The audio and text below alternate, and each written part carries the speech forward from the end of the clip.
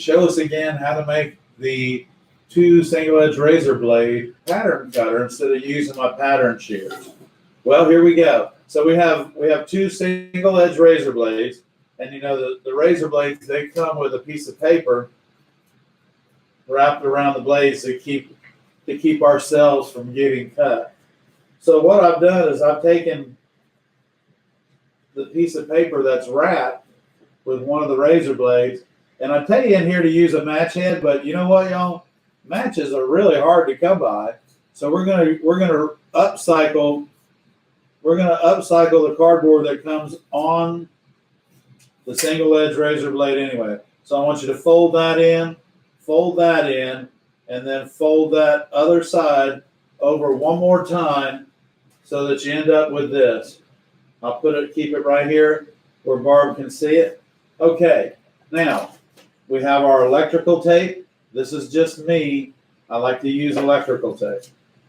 So we're going to take our bent piece of cardboard, put it in the front of the razor blade.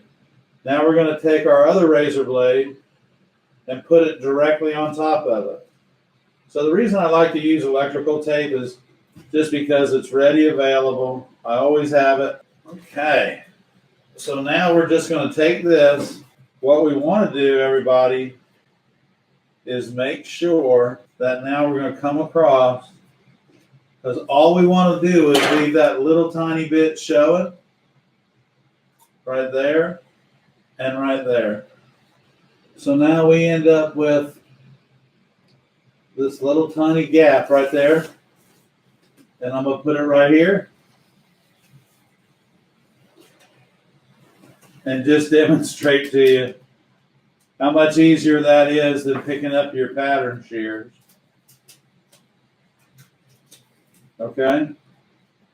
So rather than picking up your pattern shears, there you go, just like that.